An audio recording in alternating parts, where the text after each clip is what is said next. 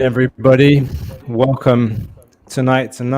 It's a night where we would have liked to be talking about a great Olympiacos comeback, a victory at home against our arch rivals Panathinakos, who we haven't beaten at home since 2016 in front of fans. To be clear, instead we're forced to talk about things that happened off the pitch, the implications. Social interpretations, potential consequences. Here we are again. A dark night for Greek football, another dark night for Greek football. We're Gate 7 International. Thank you for joining us tonight. I'm joined by my namesake, Kostas Lianos, Costa with a K, and Labros Sirmos, who's back on the podcast, back in the US. Great to have you back, Labro. Would have liked to have had this under very different circumstances, but here we are again. Where do we start? Costa, why don't you give Kick us off, Costa. me your thoughts and sentiment, like right now? This is just another thing we're going to be talking about for ages. Just like Rizzoupoli, just like Efthymiadis, just like Oscar Garcia. This is something we're going to be talking about for ages in this country. I'm really not looking forward to it. It's just extremely sad because from personal experience, I can also tell you that when it comes to legal cases, things keep getting postponed and postponed and postponed. You have postponement after postponement. And I really fear that this season the title will once more be settled in court rather than on the field. I have a feeling that this game, this derby, will constantly be hanging over our heads, and we're constantly going to be thinking, where is this gonna go? I do not expect a decision or a verdict to be reached anytime soon. This is obviously going to go to court. I mean, there's no, just to make everybody understand, there's no final result now. Nobody has lost 3-0. Nobody has had any points deducted so far. I'll go with it later. I'll go with the rules later, with legislations that I know about. But this is definitely going to drag. This is 100% going to drag. Let's take a step back. So, for those of you that don't know what's happened, let's just clarify. What we know, what we saw in today's game. So the timeline for today: match started on time. First half, Panathinakos get a goal from a corner where the ball's gone in from the corner kick. It was a set piece, wasn't it? That was a free kick. It was sorry, you're right. It was a free kick from the left-hand side, Stupid and foul literally the from ball Ortega. must have been in the penalty box for about 10 seconds, ricocheting from one side to the other. Nobody could clear it. There were 4 players in front of Vagiannidis, and Vagiannidis somehow scores a tap in because we couldn't clear the ball. So that's 1-0, and for me, it was yet another cheap goal that we've conceded this season. And all I can remember of us in the first half is a nice shot from Fortounis outside the box with his left foot, and then a chance that El Khabi had with his left after a flick through from Podense. And otherwise, Panathinaikos having much the better first half for me. And then we come out in the second half, we get a goal immediately on the 48th minute, after a nice high press, leads to a through ball from Podense into Camara, one-time finish, slotted into the corner beautifully, 1-1, and you're thinking, there it is, the momentum, let's go. Like the game is ready to turn. Ayoub El Khabi picked the ball up from the net and was taking it I was taking it in for Panathinaikos to take. You knew Olympiacos were serious. They were smelling blood in the water. Exactly. So it's 1-1, and you think, all right, let's go. And then all of a sudden, we don't really know what's happened. Like we've all been to a Greek football stadium before. We've heard firecrackers go off. We know that they like. You never forget the sound. You never forget the sound when you hear them. It's if you're not used to it, if you've never heard that, it can be frightening. I can. It's always frightening because it always comes when you least expect it. It's always frightening. Yeah. But then We got no footage from actually. There's no footage that we've seen from Cosmote, Panathinakos player being hit by something, so someone's thrown a phone or a lighter or something. Now it seems that Panathinakos are pretty close to their line of argument here. There are some other videos now on social media that the player's not been hit by a firecracker. That's besides the point. I think what we all want to say is that it's time for this shit to end. With the firecrackers in particular, it's time for it to end, and offenders need to be banned. There need to be consequences. We were just talking offline before we started. 2 years ago, there was a statement that came out from the club that the club's not going to allow these kinds of behaviors anymore. And it's two years later, we're talking about the same things. And I worry that it's just going to continue. Like it happened today. It's going to happen at another stadium, and it's going to keep happening and happening again and again and again. Whose responsibility is it? The clubs blame the police and the state blame the clubs. Endless conversation. No, I'm going to stop because I don't know. Have you guys been to the stadium this year? Ever since I went to Genk. I went with Genk. Ever since the attack, there's actual police at the stadium, and they check you. Did you have to go through that? I went through that when I went to the stadium, and I actually got patted down for the first time going to the stadium. So it's like, I don't know what happens. Maybe they load up the flares before going out, or the day before. I have no idea what they do.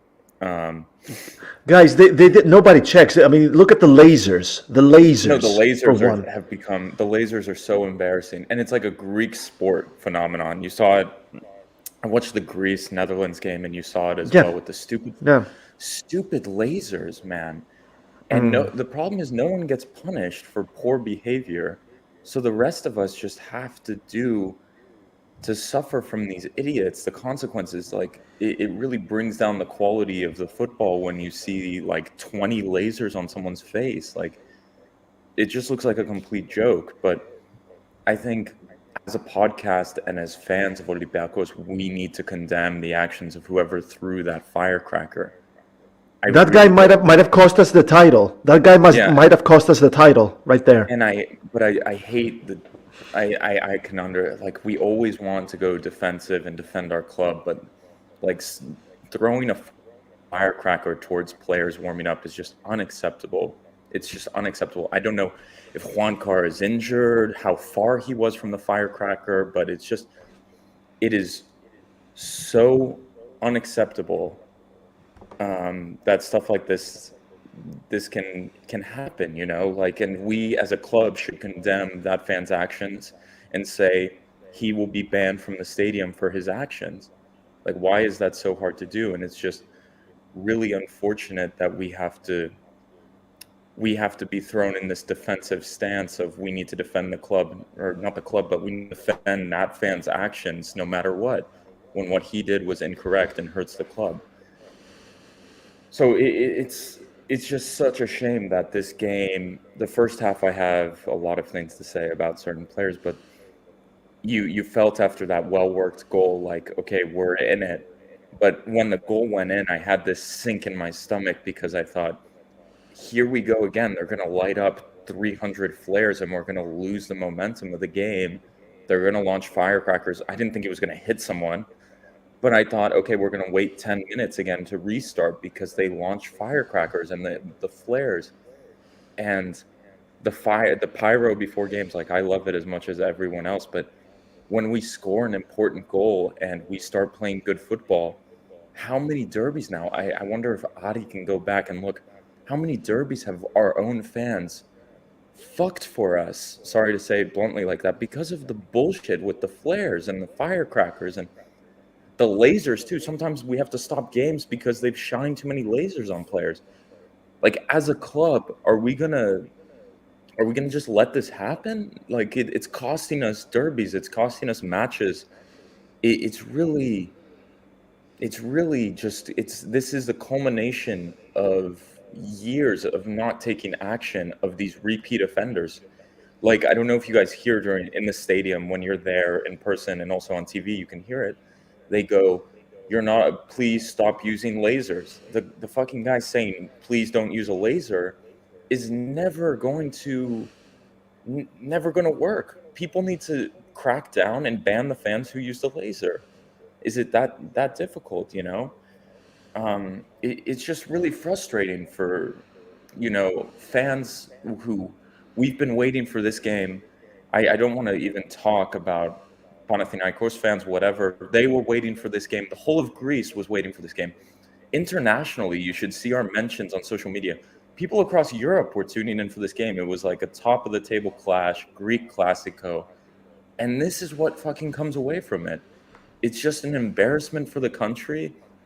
And to an extent, it's embarrassing for us as Olympiacos fans because of this one guy's action and a few other idiots that we are suffering and facing the consequences. And I'm just so disappointed that tonight ends like this. It was a good game. Olympiacos wasn't playing great in the first half, but we came back and we answered, and it looked like it was going to be a fun night. Like, this is what Greek football is about, like a hell of an atmosphere. Olympiacos, Panathinakos, 1-1, second half. Let's see it. Both teams playing well. Like, and it's just Sold out Karaiskaki, by the way. Sold out Karaiskaki. And can I just say something on that point real quick? Because, like, this is a Greek club, and we are kind of a minority here of fans that are English speaking on this channel. Greeks of the diaspora and so on and so forth. There's a lot of people tuning in from other parts of the world, like Greece included. But there are people from Australia that woke up at 3:30 in the morning to watch this game. There are people that bought a €500 ticket to fly to Athens to watch this game tonight and then fly back home the next day. Left their families on the day of the game to travel to the match, paid €500 for a ticket, and then another 30 or 50 for a ticket for the game. And they've gone to the game and they've wasted their day. They've wasted their night. They're going to be completely bummed out. Okay, if you're Australia, guys, you could go back to bed. Like, we were talking to some Australians later on. It's like, guys, just go to bed. The game's not going to happen. But it's not just the 33,000 people in the stadium. It's Olympiacos fans all over the world that are pretty miserable after tonight because of the reasons that you were saying, Labro. It's like we felt that the game was turning, and they were shitting themselves. Because they felt it too. They thought, oh shit, okay, the stadium's erupted. But it's the same. It kind of felt that team that has been scoring 4 goals every week was back that night against Panathinakos. It's like, shit, are they going to score that many against us as well? Like, Diego Martinez gave a good halftime team talk. Team came out and they looked great. Like, that combination play between Matty and Podense looked fantastic. And then it's just all for what now? It's just now we're back to the same square, like the worst part of Greek football, where we're back to the courts, we're back to the owner statement. Can I also say something? The statement from Panathinakos posting the picture of the doctor who has pictures with like Ike Stadium, Ike staff, Beos, Marinakis, Alafousos, Panathinakos Stadium. It is so disgraceful. We know the violence that is in Greek football, to post pictures of this guy and just say like, oh, this is the guy who could screw us, when we know the hooligan culture in this country. He's receiving death threats. He's going to receive death threats, and they knew already it. is. He did. This guy looks like a normal guy who got picked out, he's like a doctor who goes to the games, takes pictures with everyone. He has pictures celebrating with Panathinaikos players after they won the cup 2 years ago, and he said what an honor. He said what an honor it was to be part of this, and he said, yes, Panathinaikos are back in Europe, and he was celebrating. And no, but I think the worst thing to me is just like, we all know the violence, we all know the threats people get. Like, for fuck's sake, we have received threats, like not death threats, but like, if you come to the stadium, I'll beat you up for that, what you said. And they directed all of their fans' anger essentially at this doctor who we still don't know what he has done or what. And now this guy's probably going to take him and his family into hiding because there's probably going to be death threats and threats to this guy's safety. And it's so like, I can't put it that really. I condemn the actions of the fan who threw the firecracker. I know Panathinakos fans are upset, and I know their club is upset, whatever. But just to stoop to that level of posting the pictures of this guy insinuating corruption and deep acts, and you just know this guy's family is probably going to receive death threats now. You know he's already receiving death threats, and it really rubbed me the wrong way because it's just like it's just so. They know what they're doing, and it's just a shame. And now we're gonna get into this bullshit back and forth, you know. But let's give a bit of to anyone who doesn't know what happened after Juan Car fell down. A stretcher came in. It's very important to note that Christos Theos again came in to help the Panathinakos medical team while Juan Car was down. They took him back, and he was looked after by the doctor of the match. Now, what and do correct me, what Vangelis Marinakis claims is that the doctor from the beginning said that he's fine, he's good to go. Panathinakos said that he was dizzy and he couldn't hear well, and that the doctor first said he's in no condition to play, but then changed his diagnosis saying he's fine, and then they took him to hospital. It's important to mention that it took over 1 hour.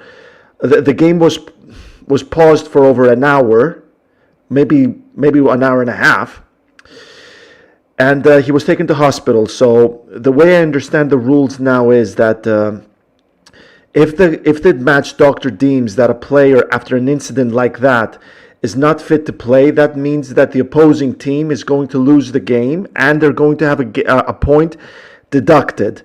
The referee, as far as we know, said that that didn't fall into his attention. What happened there didn't fall into his attention. That's why he claimed the game should continue. But at the end, it's all going to come down to what he writes on paper, what the referee writes on paper about the incident, and how it's going to. That's basically going to set up the narrative of this trial. So there's already something that came out about that, at least from a statement from Kostas Karapapas saying. The referee informed that on the match report, Panathinakos left the stadium by their own fruition, so by their own will. So he did not instruct them that the game was being abandoned, but that Panathinakos left by their own will.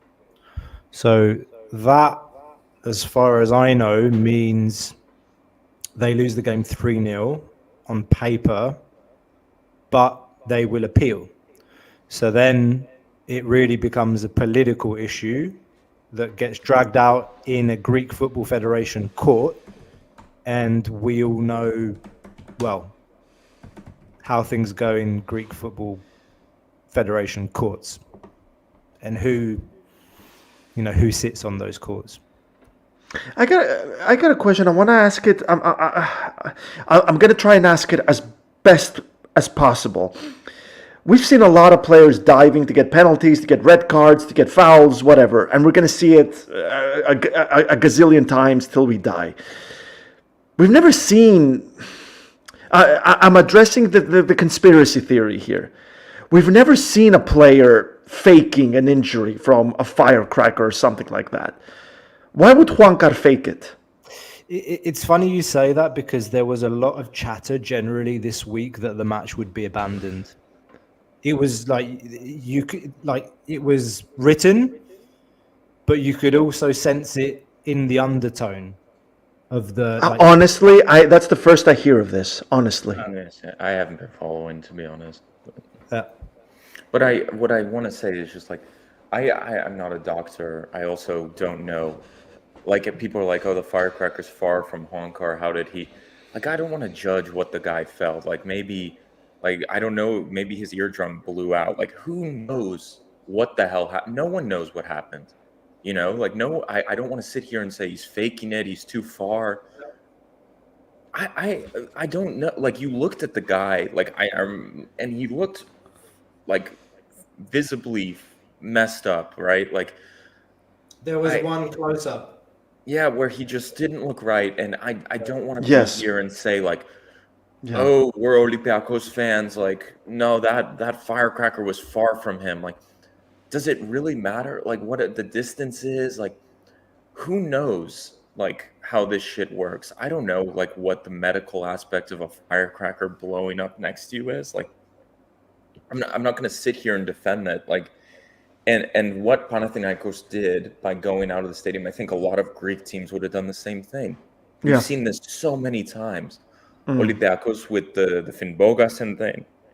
We saw us leave for that as well. But we saw what happened with Bogason though. Like we did see that It flare hit him. going up in his feet, in his legs, and it did burn his legs. Yeah, but what I'm saying is just like, like what a disgusting thing of like, oh, Finbogason actually got burned. Like Juankar was a bit, the beer can wasn't full that hit Ivic. Like it's just such a shame, that we're debating these things. Like when we should just come out and say what happened was wrong. It's disgraceful that a firecracker was hit. It's disgraceful that Finbogason was hit by a flare. Like all of these things are disgraceful. In my opinion, what would be fair. They did this for Ajax. They had the fans storm the stadium, I think, a few weeks back before international break. Restart the game tomorrow at the 50th minute with no fans and play the game out. In Greece, that'll never happen, but that's what they did in the Netherlands after the Ajax fans rioted. Sorry, go ahead. Personally, I don't want to sit here, and I've seen people do this and say, no, fucking Juancar's full of shit. I don't want to judge whether he's burned, whether he's not burned, whether they just wanted to run out of the stadium or whatever. It's just such a shame we're in this position, again. It's the bigger issue is we now have police outside of the stadium and everything else. It would just be like, can we get past this as a Greek society, or is Greek society so sick? Like, are we a people just so broken almost that we just like accept that this is normal and we keep going? And I think I have an idea of what it is. So. Well, the thing is, we think we've seen some amateur footage showing the firecracker that indeed it didn't fall on him, but like there was some distance, and there were two players next to him, and there were more players warming up. They were fine, but like Labros says, something very important. They said that the same thing happened with Oscar Garcia in Tuba. When somebody did throw that roll at his face, which it did hit him, and there is the footage showing that it hit him in the smack dab in the face, and they show like the injury. A lot of PAOK fans would be like, he's fine, nothing happened to him, like that's not an injury, you Olympiacos fans are pussies, you should have come out and finished the game, but you're pussies, and that's the only way you know how to win games. Guys, this doesn't matter, because if one person throws a firecracker at a player, and then the referee says it's fine, let's go, another person is going to throw a glass bottle. Another person is going to throw a rock at a player. And that's how we could end up one day having a dead person on the pitch. And the other thing is that it never matters how much it hurts. If I slap someone in the face, we're not going to sit back and think, oh, did I dislocate his jaw? Did I break his teeth? Did I hurt him? It doesn't matter. It's the gesture. It's what I did that matters, which is wrong. And what happened at Karaiskaki was wrong. The firecracker was wrong, and I'm absolutely agree with you, Labros. Firecrackers, flares, lasers. There's a reason we don't see those things in European matches, because UEFA doesn't put up with this shit, and they punish clubs who bring in fans who do this, and clubs ban those fans because they're telling you, because they know UEFA doesn't put up with this shit. But here in Greece, we put up with it and then some. I think we're going round and round in circles here. Yeah, on this and I one, see but- what. Maybe No, those are important points. Those are very important points. But I No, want to bring. I want to I'm bring not- in some comments from people from some Southpaw. It says the important thing is what the doctor says, not what Labros or I say. And the doc said Honkar was okay. This is another thing. Olympiacos technically has the referee side and the doctor's side on their side, right? So that's exactly right. Like and I'm coming out and I'm saying, like, I don't know what the right decision was here. I have no idea. I'm not trying to defend anyone. I'm not trying to say this was right, this was wrong. The one thing I think is wrong, the two things, the firecracker incident and then doxing the doctor, who is probably now like fearful for his own and his family's safety. I just feel like that is so shameful.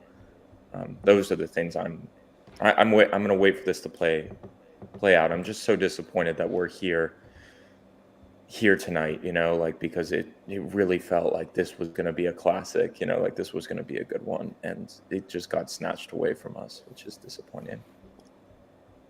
As long as clubs don't take a firm stance on this, nothing's What do you going to mean? change.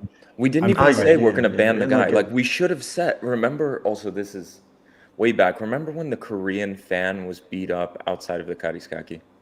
Those guys never got banned. Nothing happened to those guys. Nothing. They were probably in the stadium tonight. And tonight, in the statements that I heard, there was no announcement of the ban. They're going to find who did this, and they're going to ban the person who did this.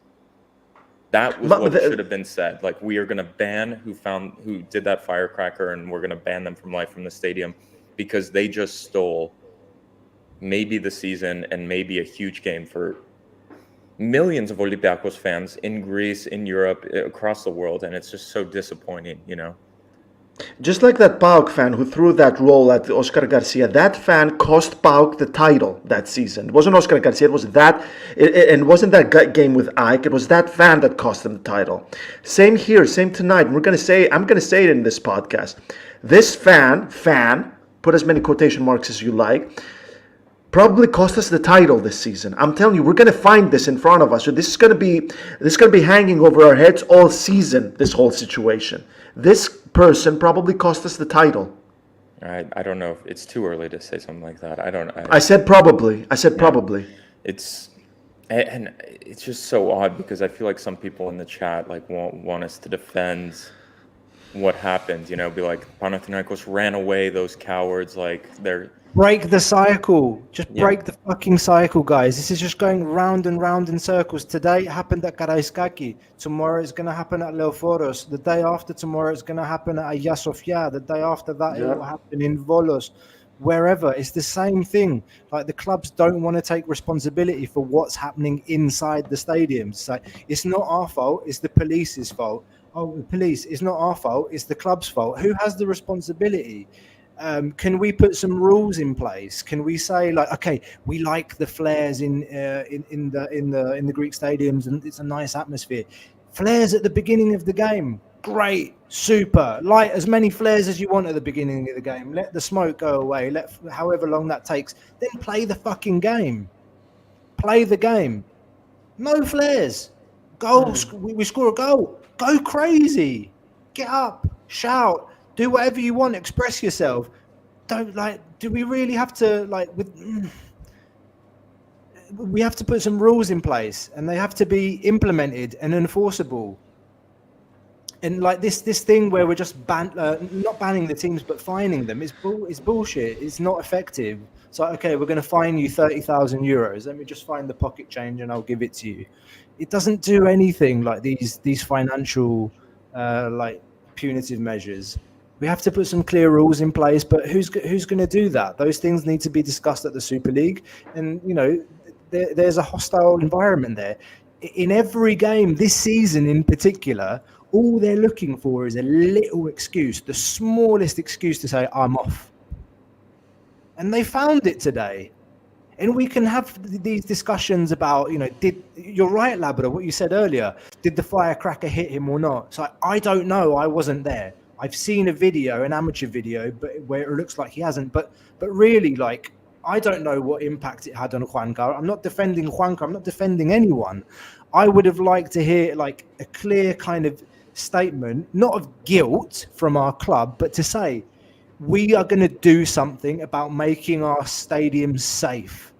Do I feel safe as a 37-year-old with 3 children a 5-year-old, a 3-year-old, and an infant to take, like, even my 5-year-old daughter to a football stadium in Greece right now? That's the question. That's the question you need to be asking yourselves. Not, oh, did the firecracker hit someone? No, are our stadiums safe? I think anyone in the chat tell me yes. Greek football stadiums are safe. No, clearly no. Yeah, I wouldn't. If I were you, I wouldn't bring my kid to get tear gas, to get firecracked, to get smoked. I think that's the depressing thing. You know, like, kids go to stadiums at Olympiacos games. When I see kids at the stadium, it's like versus Ionikos or what, Kifisia, something where, you know, like, okay, it's a little less intense. It's not in the evening. But the derbies, like, you don't want a child to be there, you know, which is just a shame, you know. And this is the thing, like, even as like a grown adult, like, walking around the stadium, sometimes, like, I do not feel safe. Like, you like, it's just such a shame, you know. It's just such a shame. So I wish we could do something about it. And also, there were statements by the government that they were going to take action about safety of fans and stadium safety, and from what I've seen, there hasn't been anything that's changed. So it's just like the death cycle. So I don't think anything's going to change, personally, but, you know, it's just a shame. Just a shame. We've seen people die. Like, it's just, when will it end? When is enough, you know? Who's gonna do something about some of this stuff? So I don't know, guys. Should we talk about football a bit? Like, should we talk about 55 minutes of football, or 52, 51? Do you guys even want to talk about that tonight? We can try and talk about football, because I do feel like what else is there to say? I'm done, at least. Like, Costaliano, I don't know if you've got... We're not done. We're never going to be done with that. We're going to be talking about this forever. And we're definitely going to be talking about this at the end of the season, especially if there's like a 1 or 2 point difference between the second. Just like I said, like, it's just it's a real shame. It's a real disgrace how this has happened. I don't know what else to say. Yeah, I mean, I think we've covered all the important aspects. I just see people rushing to conclusions. Like, I don't want to, like, let's wait and see what happens. And, you know, there's no need to be the almighty and know all the answers. So on that note, I want to talk about the football, because I thought I was coming back to Gate 7 International tonight to talk about Olympiacos. So about the football, at least, for Olympiacos. So I wanted to talk to you guys about kind of what that was in the first half. Like, that was really poor in the first half and really concerning. And all of the big games, other than maybe the Ike game, have been concerning for Olympiacos to start the season. And I don't know about you guys, but I'm starting to get worried that when I look at us play in the big games, I feel like we're leaderless, a bit rudderless, a bit spineless, almost, I would say. We were in the chat talking with Martial, and it's like, who would have thought in, end of October, we'd be saying, like, wow, we could really use, like, a Jan Mvia in the midfield. Like, we need a 6 who's going to slide in and win the ball. We have one. He was injured. Who? Ibora?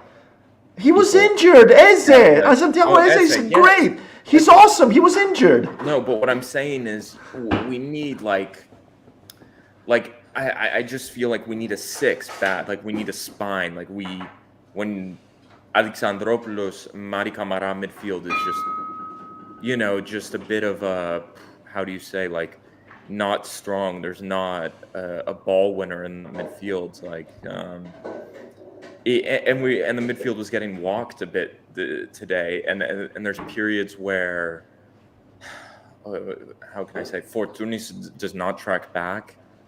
And it just, they were overrun in the midfield, and it was difficult for the team to deal with. The fullbacks, I think, suffered a bit because of the lack of support at times. So I was disappointed, and the center backs are going to kill us until January. The center backs are not up to the level. So those were my thoughts in the game. Doi, I think someone mentioned it earlier. For me, I was borderline red card by him. I understand it's a big derby. Maybe you don't want to send him off, but for me, that was a crunching tackle. He's so inexperienced, or not even inexperienced. He reminds me, he's like a Usainu Ba, like the tackles, the way when he goes tight on players, he puts his hands on, grabs jerseys. Like it's just schoolboy football a bit to me. Like, and I have no faith in him back there. So those were my thoughts about the game. And this is where I think we're going to have interesting discussions about, like, you know, what does this team look like? I think Costa and I were chatting a bit, and earlier this week, and we said, you know what, this is going to be a 2-year project, because we didn't cover all our bases this window. This is like a team where Minimum 2-year project. Like, what I mean is, like, we don't have the central defenders probably that we want. We probably don't have the striker that. So there's positions that we still need to fill. And it reminds me of Martin's first year, where the football starts looking good, things are better, but then you realize, oh shit, we have Hassan at center back or at striker, and then we have Vukovic at central defense, or Miranda, and it's not all together. And then that second year, the kind of puzzle was complete, if that makes sense. So it feels like a few pieces here and there are missing from this team right now, and it's really hurting us in the big games, at least. In the least important games, like, this team is enjoyable to watch, I would say. So go ahead. I spoke a lot. Costa with the C, I don't know if you want to get into it. Sorry, my connection's a bit shitty, so I missed the last 10-15 seconds of what you said. I hear water running in the background from someone. Costa with a K, is that you? Yeah, fair enough. But so basically my whole thing is just, like, there's a lot of pieces, there's some pieces missing in the team, you know? You feel that, like, central defense, maybe a striker is missing, but yeah, that was my main point. So do you want to just talk about what you saw tonight from the team on the pitch? I think, honestly, somebody wrote it in the chat earlier that the honeymoon period is over, and there is a really, like, challenging stretch of matches coming up right now. We have to face West Ham at home on Thursday. Then we go away to Offi, which is traditionally a tough fixture for us, and they look in pretty good form this season. I actually don't know what they did this weekend. Did they win? Did they win their match? Did they play this weekend? I didn't see. I can look. But anyway, like, they look like they have a solid kind of foundation and organizational structure behind them as well. They brought in a good manager, or a manager that beat us and knocked us out of the 0-0. It's 0-0. 0-0 with Kifisia away. Anyway, then we play West Ham again. We have to play PAOK at home. So there are some challenging fixtures coming up, and, you know, it's going to be interesting to see whatever it is that we see in the next few matches. It's clear to me that this manager is very principled / stubborn in how he sets his teams up. We've never seen him play a 3-man midfield. That was a discussion going into this game, because these kinds of games, more often than not, they're won in the midfield. And playing with this kind of setup, you're always dependent on your high press functioning really efficiently and effectively. It did that when we scored the goal. That's the kind of football that he wants us to be producing. He wants us to cause errors inside the opponent's half, and then quick transitions. That was it. I mean, the goal, it was a steal by a ball-winning midfielder, which we said, you know, we didn't have. Camara wins the ball. It goes off to Podense. Podense plays a through ball. Bang, goal. That's it. Those are the kinds of things that I think the manager is looking for. When it comes to the build-up and the overall balance of the team, it's off. It's off. Like you see it in the defensive transition when we lose the ball. When we lose the ball, there are moments on both sides, not just in the middle, where they break through and just find spaces so easily. Rodinei's out of position because he's too far up the pitch, or Ortega's caught too far inside and there's space on the touchline. So Fortounis isn't tracking back because he's playing on the left, but not really playing on the left. So who's covering Ortega? Who's helping him? No one. So the balance is off in the team. We're still looking for it. And we don't have that consistency. We don't have that consistency, like that ability to play 90 minutes or 70, 75 in a consistent fashion against good teams. You can do it against the lesser teams in Greece and you can walk all over them, score 4 or 5 goals. But when you go and play against teams that have built over the years, there is where you get exposed. And while I do feel that the goals we've conceded in Europe, the majority of them, if not all of them, are cheap. They're cheap goals, like a pass back or a silly foul inside the box. Or even today, just the inability to clear the ball from our own penalty box. There are 4 players looking at Vagiannidis and nobody's clearing it. Or Retsos putting his foot out before Paschalakis can put a hand on it and just finish it. So there's errors of decision making, but big picture, like this team, the players, the balance for me is off. We're still looking to find the right balance, and I'm not sure we're going to find it this season. There's individual quality in this team that can help us. There's no other player like Podense in this league. So that's a factor that will help us, but I don't know if it's sustainable. That's where I'm at. Sorry, I talked long. No, it's okay. We all speak for very long. I mean, for me, it's extremely important that Santiago Eze wasn't playing. When I saw that, at first, like, we had this a Patreon member sent a link from Sportal, and I had a little look around, and I couldn't confirm it from any other respectable source, and I said this cannot be true.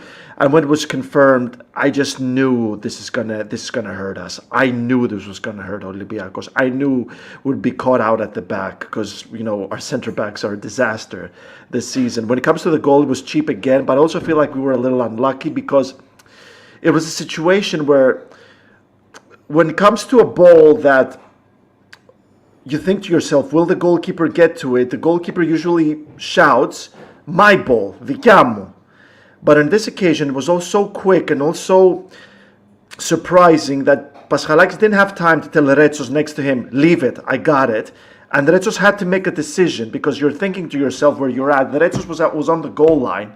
If I let it go through, we're conceding. Because I cannot tell right now Paschalakis is going to get to it. So I have to do something. Either I don't touch it and I let it go through, and everybody's going to have a go at me because I didn't clear it when it was so easy, or I clear it and God help us. And I think that's what the Retsos did right there. So I think we were a little unlucky. But you said it, and one thing I am definitely going to add on that is don't go for any Mvilas in the January transfer. Go for a center back. The January transfer window is for tweaks. It's not to create a team to win the title. It's for tweaks. And right now, Olympiacos only need a center back in my book. If you get a good center back, that's going to be a completely different story, especially a center back who can work with the number 6. A center back that inspires security at the back will give the number 6 a lot more freedom and a lot more confidence, and the number 8 that's with him as well. I'm not gonna waffle anymore, but what I'm definitely gonna say is I've watched West Ham play this season, and I just can't see this team getting anything out of West Ham in the next 2 games. West Ham are really good this season. especially in midfield. And one thing that really worried me about the Panathinakos game is we're giving away a lot of free kicks willy-nilly close to the box, which with West Ham, that's a big no-no with West Ham, because they got a player called James Ward-Prowse who has scored as many free kicks in the Premier League as one David Beckham. He's one free kick away from breaking the record of most free kicks scored in the Premier League. We cannot be giving free kicks away. I'm very worried about Doi. That could have been a red card. But I will say this, guys. Like here in this podcast, we've whinged a lot about the B team players not getting promoted. Well, Retsos and Doi are from the B team, basically. They are from the academy. They are getting a lot of stick, especially Retsos last season and Doi this season. Which is why I was very worried about Vatslik last season when everybody was like, get rid of Vatslik. He's shit. Let's bring in Zolakis. And I told you, if Zolakis comes in and makes one error after another error, I'm not going to hear any of it. No Frodlakis, no Frodzolakis, no nothing. Because that's what happens. You need to be patient with those players. So, yeah, okay, I'm very in favor of promoting the B team players, but we need to be patient. Don't kill them after two bad performances. For me, Doi is I just don't like him as a player. I really don't rate him. I don't. Martial said, and also in the preseason, Martinez was playing him more in the 6. Like maybe he would look better there, but like as a central defender, Jesus Christ, he is not. He was good last season, though. Just like Retsos was good with us in this first season. Then he came back, he was shit, and now he's good again. He was all right. I still think his technique and the way he defends is very clearly not taught. You know, the way when he goes tight, he's very tight. He's grabbing, he's holding, the way he goes into tackles is too hard. It's very Ba-esque a bit. So Perozzo will start in the defense as well. So someone said Perozzo it is. I don't know about you guys. Have we even seen him play a full game? I don't think so. No, we've never seen him play a full game. Anytime he's on the pitch, I feel like what a bottle of nerve seeing him play. So we just addressed this one quickly from Sam Pragnell. Yeah.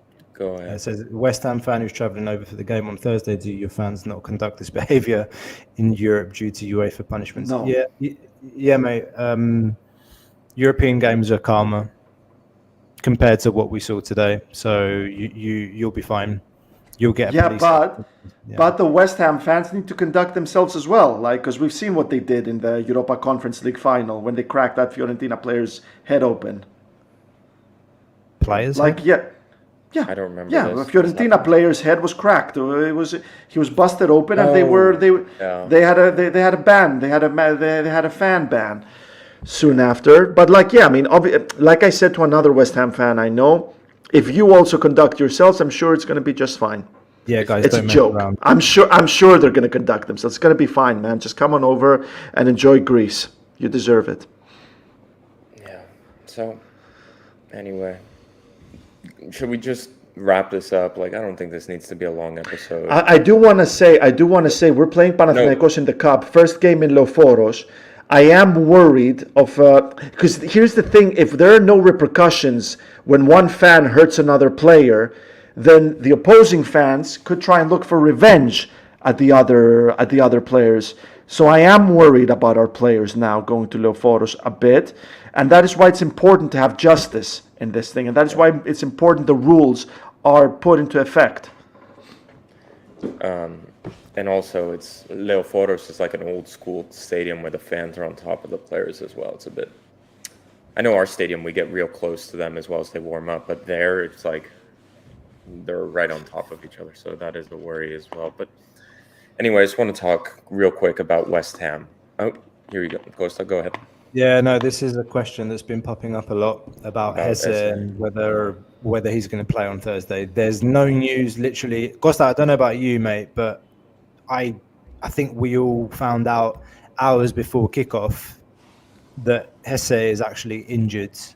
There was no indications about him not playing today or that he had any kind of injury. So, and there is still no news. There was Well, sorry. for the record, there was no press statements after today's game. None of the players spoke to the press. There was no post-match press conference. The manager didn't make any comments, so because actually the game never ended, so no post-match. So we don't know anything about Hesse. Costa, I don't know if you heard anything. Well, what we do know is that he's dealing with enochlήσεις, niggles, a knock. That's the best translation we can come up with. I hope he's saving him for West Ham, which that kind of confused me because I felt like the Panathinakos game is more important considering we need to win the league this season. Hopefully he's saving him for West Ham, but what I do know is enochlήσεις, knock/niggles.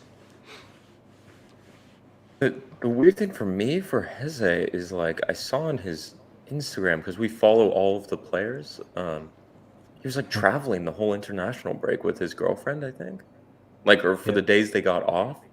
So I'm just like a bit confused. Like when did he get? He must have got an injury. Like once he got back into training, or like was he traveling around already with the injuries? Probably, I don't know. It's a bit strange, like because they were posting on the Instagram traveling, so I was like, yeah, it came out of nowhere, you know. Fun fact: Rio Ferdinand once injured his leg while he was watching TV and had his leg on his coffee table for like an hour or so. He didn't move it, got injured. Fun fact. There you go. So, anyway, let's just say that, like, any hope for Thursday? Any hope do we have coming out of this game? I would be shocked. For me, if we get a result with West Ham, for me that would be like getting a result from Bayern Munich back in 2019. 2020. Ρε, να τελειώσω. Δεν μ' ακούς. Να ολοκληρώσω την πρότασή μου. Δεν μ' αφήνεις να μιλήσω. It would have been like getting a result from Bayern Munich in the 2019-2020 season when we almost beat Tottenham, your useless team. Ναι, μη μου πεις ότι δεν πήγαμε να κερδίσουμε την ομαδούλα σου. Μη μου πεις ότι πήγαμε να κερδίσουμε την Tottenham. Μη μου πεις ότι πήγαμε να κερδίσουμε την Tottenham το 19 και το 20.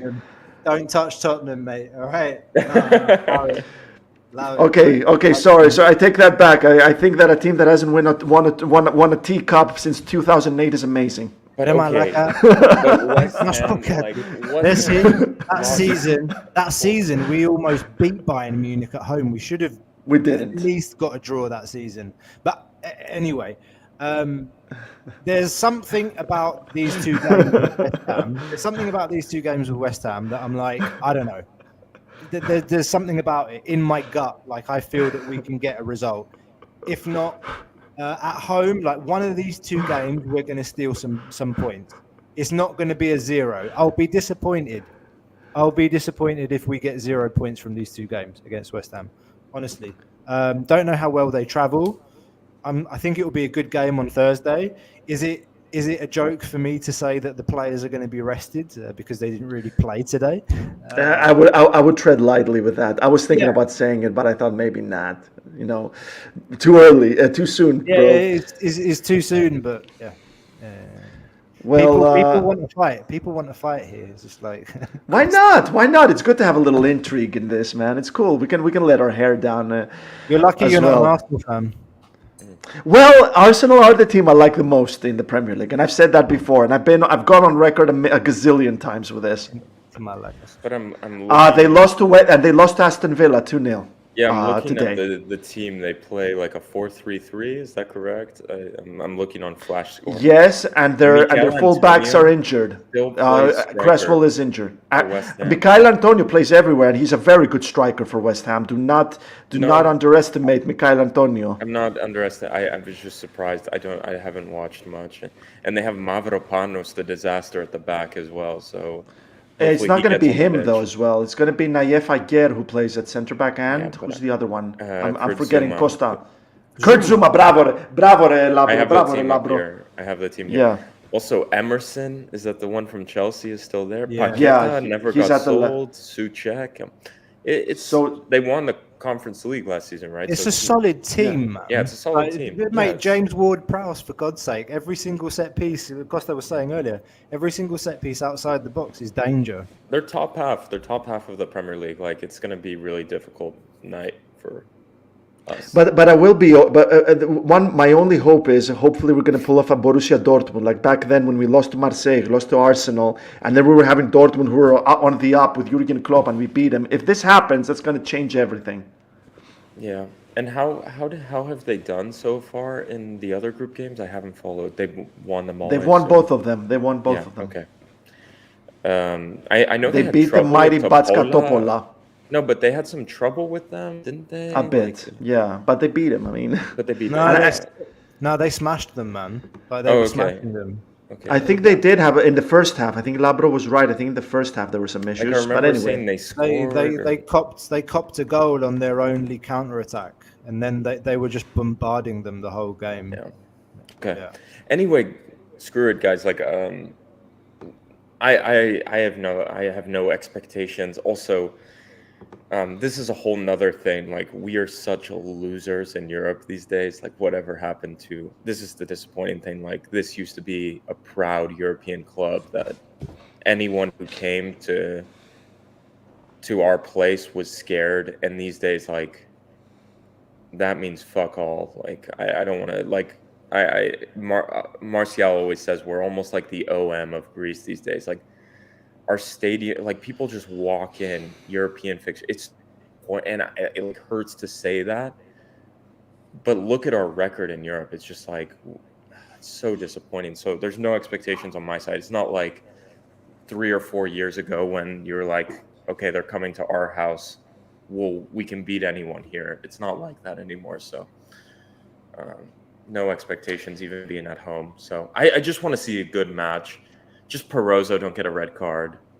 Don't do something stupid. Like, let's see something, Let's see something. So let's. well, the thing is, clubs come and go when it comes to their successes and their failures. They come and go. I mean, look at us. We're Olympiacos fans, talking about the past and how we're losers now.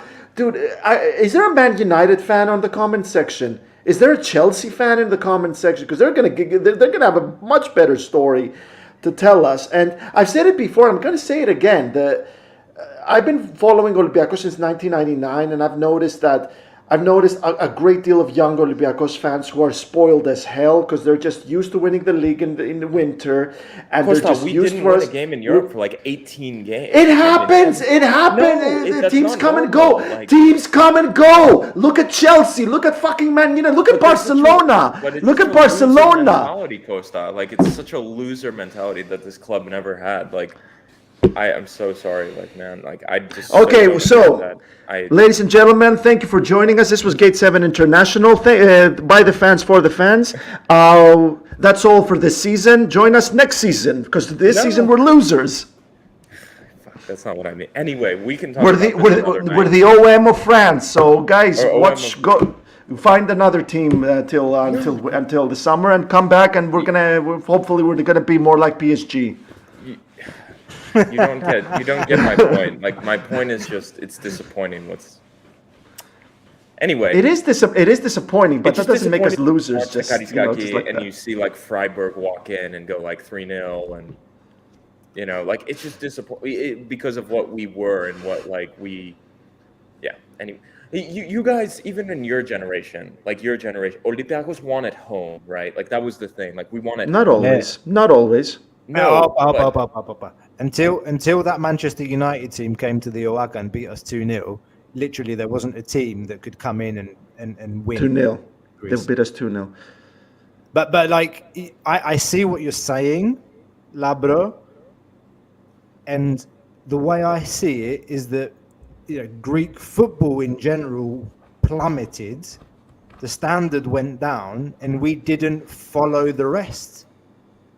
And we stayed behind, but for a couple of seasons, Marco Silva, like, we had some big wins during his tenure, like one season, and then Martin's first and second seasons.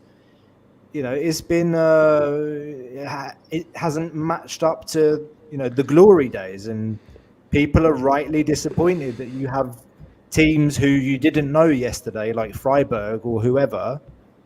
But respect to those teams, because they respected the rules of football, or the unwritten rules of football. How do you build a club not a team. How do you build a football club from the grassroots up? That's something we haven't learned. We haven't cracked it yet. We've got gems in our academy like Kostulas and Musakitis and whoever, and we don't know if they're like, you know, in a properly like a modern club. For sure, these players are going to play, yeah, but we don't know that. I'm going into other topics here, but I think you're both right. So sorry to play the diplomat here. No, but anyway, this is a conversation for another night. Who thought when we started we would get here again? We always have these like philosophical discussions here at Gate 7. Like I'm just trying to think of like Nikolakopoulos on Sport FM. Like the philosophy around Olympiacos has changed. Look at the European record, and it's almost OM like. Could you imagine? Could you imagine that? That's why we're special here. Anyway, It's just I feel like we're dealing with last season's hangover to an extent, which makes a lot of 100%. sense because Yes, I've said it a gazillion times, and I'm going to say it again. Last season's Olympiacos was the second worst Olympiacos since Petrina Chronia, and I spent since 19. How many teams did Olympiacos win in Europe away in the Champions League from 1997 until 2006? A grand zero. That's what I mean with the comings and goings. I'm not pleased with what I'm seeing, but I truly believe Olympiacos are in the right direction. They have a really good manager. Right now, we're really let down by our defense, conceding ridiculous goals, which is it's far better for me that we're conceding ridiculous goals rather than tactical goals, because if we were conceding tactical goals, that'd be much worse, because ridiculous goals, that means we just need to make a few tweaks. It doesn't mean, oh my God, we need to start from the beginning. This whole team is dog shit. So, No, we're in the right direction, it's going to happen. It's going to happen. But I already said this, like, my analysis of the game is like this is a 2-year project, and it feels very Martin's year one, maybe worse than Martin's year one, but it's like there's holes missing and things aren't going exactly right, but you see there's a base, there's a few players, there's something there, but it's not there yet. So it's like, do we trust the process? Like I'd love, like, fingers crossed Martinez makes it to year 2 and we do another preseason and go for it and bring in a few more pieces. This season, it's all, we are recovering, like you said, Costa, from like one of the worst Olympiacos teams we have ever seen. Like, this is going to take time. So again, what did we say during the transfer window? Trust the process. And yeah, let's It doesn't. We're going to hashtag it. We're going to hashtag that. Yeah. Exactly. But that's what the majority of fans, I think, they believe that like the priority is winning the league. I think that's very clear.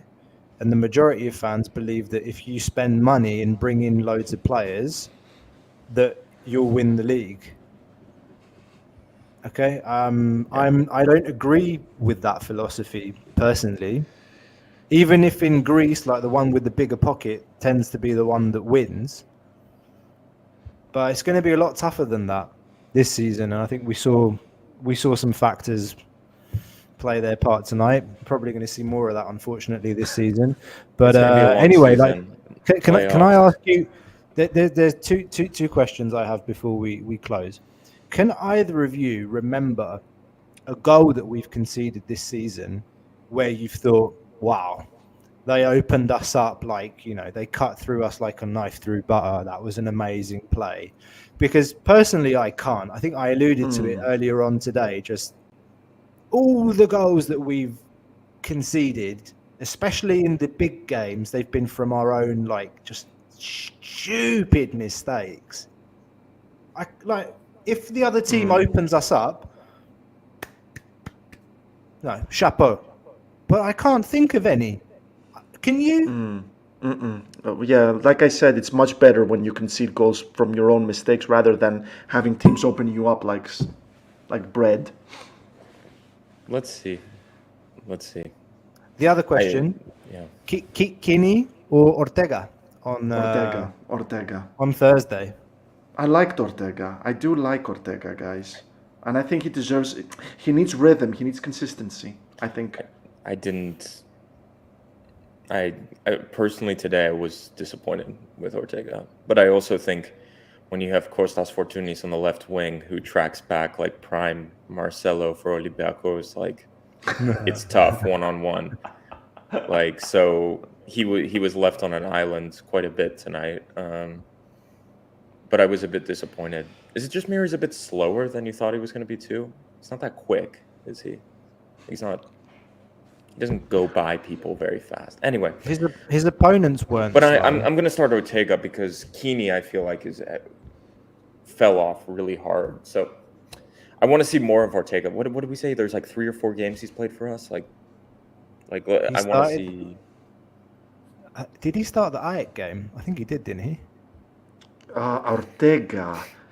I don't think so, because we were talking about whether he's going to start the next game. Freiburg he started. Freiburg he started. Remember, because he saved him for. He didn't play him against Ajax, and then he played him for. Bravo. Yeah, exactly. Yeah. Okay. Well,